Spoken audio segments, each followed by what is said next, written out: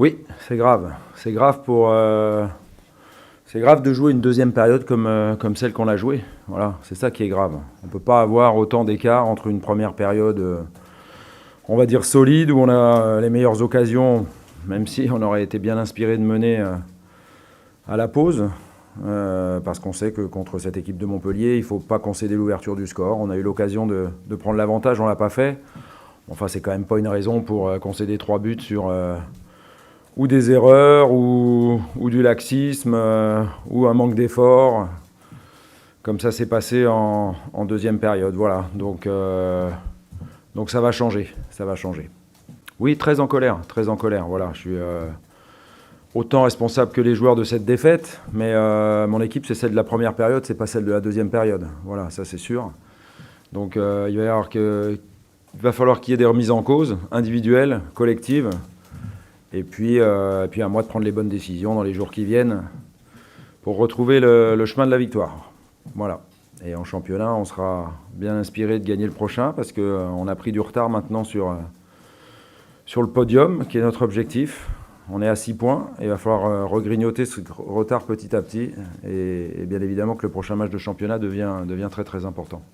De toute façon, on sait qu'il faudra un fort concours de circonstances et un miracle pour qu'on se qualifie en Europa League. Donc on joue notre dernière chance à Rome. On va tout faire pour aller gagner à la Lazio, mais on ne perdra pas de vue que le match de dimanche en championnat sera tout aussi important. Aucune idée. Et j'aimerais bien que les joueurs s'expliquent. C'est ce qu'ils feront avec moi demain matin. Pour l'instant, je leur ai juste dit ma façon de penser après ce match-là. Non, c'est juste pour eux. Mais je pense que, comme vous l'avez senti, ma colère, ils l'ont senti aussi, ça c'est sûr. Ah oui, bah pourquoi ils s'arrêtent? Voilà. La vraie question, c'est pourquoi ils s'arrêtent. Voilà. S'il y a un coup de sifflet dans le public, on ne s'arrête pas, on va, on joue. Voilà. C'est pas... Ouais, c'est de ça dont je parlais. Ils le savaient, les joueurs. On devait marquer avant eux. Parce qu'après, ça devient compliqué. C'est une équipe qui excelle en contre. Et puis qui excelle sur vos erreurs, voilà, à l'image du deuxième but. On a au moins 3 fois le ballon et on leur rend 3 fois dans notre surface de réparation. Voilà, il y a des choses qui changeront, ce genre d'attitude notamment, ou de choix de jeu. Qu'est-ce que vous avez de nombre de joueurs? Non, tout le monde on est tous responsables, moi le premier. Comme ça que ça doit être. Non, parce que quand on sort de l'attitude qu'on a eue contre le Paris Saint-Germain, on ne peut pas imaginer une attitude comme celle de la deuxième période.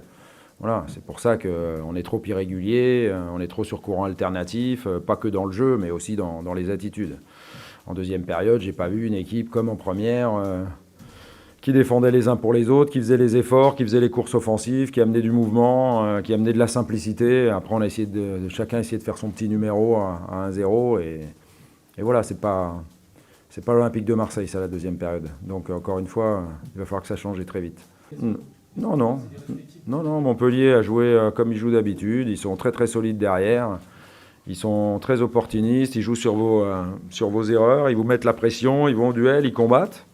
Et ils ont raison de le faire parce que je crois que voilà, ils sont 6 points devant nous. Et c'était un match où on pourrait retrouver le podium et on n'a pas été capable de jouer 95 minutes. On a joué que 45 minutes. Et c'est pas admissible à ce niveau-là. Bah, nous, pour l'instant, on est concurrent de personne. Donc voilà. Merci. Allez, merci.